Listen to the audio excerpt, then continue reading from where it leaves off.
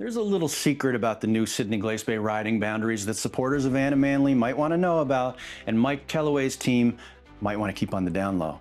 Now, did we all get distracted with Kelloway bumping Batiste out of his spot and all the door knocking and car waving and pancake eating? Well, maybe we did. The riding boundaries were changed by the Federal Election Boundaries Commission for Nova Scotia. And that's a necessary review process after a census, and the commission is designed to be nonpartisan or not associated with a party. Let me tell you briefly about a fancy political term called gerrymandering, but first, a necessary disclosure. I'm not alleging that the commission endeavored to do gerrymandering, but I'll explain. Gerrymandering is defined as redrawing electoral boundaries with the intention of helping a particular party. Now, we typically hear this term thrown around, especially in the United States, whenever there's a controversial boundary change that changes the dynamic or seemingly gives one party or another an advantage in the new riding. Now, again, to the commission, this is an explanation and a contrast. It is not an allegation of your process and determination. What I will say is that the new riding of Sydney Glace Bay does indicate that one party has gained an advantage. Now, again, it's possible for a nonpartisan committee to change boundaries without any regard as to how it changes the dynamic for the party candidates. But now here's the big observation. When a riding boundary changes, Elections Canada is required to do something called a transposition of results. And all that means is they look back at the previous election prior to the change, and they tell us what the voting would have likely been like if the election had happened in the new boundaries. Well, in 2021 in Sydney, Victoria, red defeated blue 14,250 to 13,166 votes. That's just 1,084 votes in the difference. So what if that election in 2021 had been in Sydney Glace Bay boundaries instead? Well, the redistributed results are estimated to still be red defeating blue, but this time by 17,539 votes to 14,294 votes.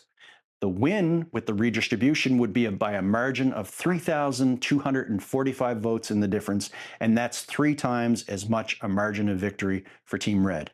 Now, given this data, there's a strong indication that the boundary change has resulted in Sydney Glace Bay becoming a much stronger Liberal stronghold than even the previously unshakable red riding of Sydney, Victoria. So long story short, if you're focused only on party candidates, red and blue, then red now has a much stronger advantage than before, and it could be a partial reflection of why 338 Canada still has the riding forecast as Liberal likely, with a 92% chance, even though the margins of error overlap with the vote projections. Now, what can you do with this information? Well, I previously told you that Anna Manley, Nova Scotia, Tim Houston, and Cape Breton all have a Pierre Poilievre problem. And Poilievre has a national projection of a likely loss of this election, and that's his problem. So if this riding is now structured in such a manner that Mike Kelloway has the advantage and Poilievre is not going to win the national election, and even if he did, he's not someone that is going to be focused on helping Cape Breton, then vote for me. Concentrate your conservative vote for me, an independent who exists around the sensible political center who holds both moderate liberal and moderate conservative values. Listen, I've been on the ballot for all voters in Sydney Glace Bay 6 months ago. I had 9,731 votes cast for me as mayor, and as many as 19,000 supporters are out there when you factor in me as a second choice for Rankin McSween and James Edwards voters.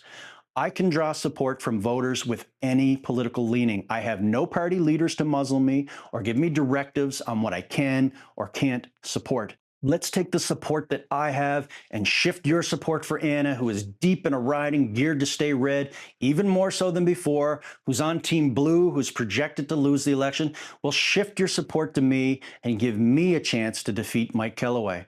That's where real change begins. I have liberal and conservative supporters. I have a strong base of support, and I'm the only one of myself, Anna, and Mike that has been on the ballot for the majority of this riding before. So based on the math and knowing the outcome that we're up against, it's an easy choice.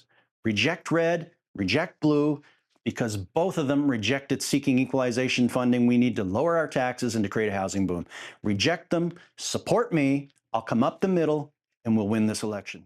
Hi, I'm Joe Ward, your independent candidate for Sydney Glace Bay, and I think that we need representation in Ottawa that's independent and speaks for the community. Why? You can support either of the political party candidates, the Liberals with Mike Kelloway, the Conservatives with Anna Manley, but they're ultimately going to have to answer to Mark Carney or Pierre Poilievre, who are serving the interests of Ontario, Quebec, and Alberta. And the only one I have to answer to is you and my mom.